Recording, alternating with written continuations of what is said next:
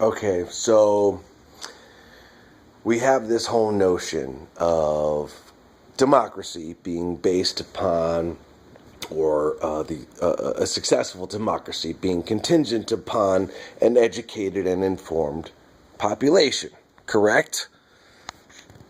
Yes, that's correct. In case you haven't looked it up, that's correct. Okay, so building upon that, we have this whole notion of secrecy, specifically the withholding of information for purposes of national security. Okay?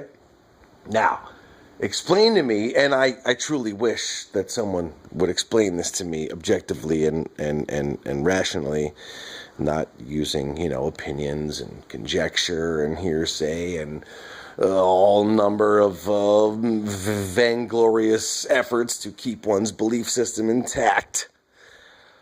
But truly, how can we conceivably have a democracy, a functional democracy based on the principle that the populace should be educated and informed and able to think critically for themselves and arrive at logical deductions and perhaps, I don't know, long shot, curveball, maybe apply the scientific method to arriving at conclusions?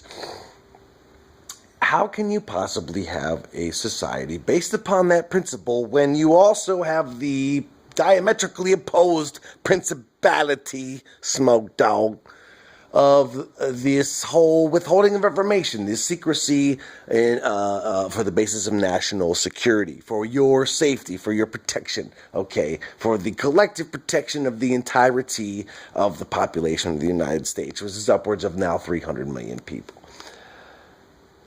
What I propose is the blatant and provable fact that this, as stated, this whole system is diametrically opposed to itself. It's an inherent contradiction.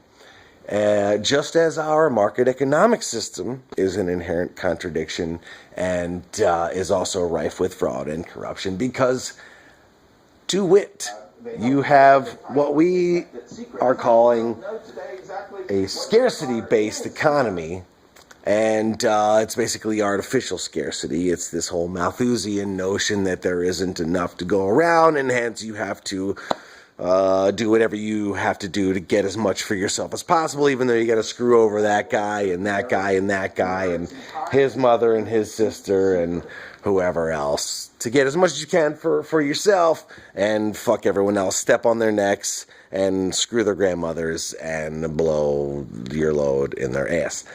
God, that was... Why did I say that? I don't know. Anyway, take what I said before about democracy and apply it. Just lay it right over this whole concept of our entire socioeconomic system because it's based on artificial scarcity, yet it requires infinite consumption. You cannot have infinite consumption and artificial scarcity at the same time. It does not work. It will not work. It can never work. All right, well, you know what? I'm a little buzzed here, so I'm just going to go ahead and have a sip. I'm going to say cheers to you all, and love each other, please, and follow us on Twitter at Uncle Nate Show, and subscribe to the YouTube channel, please.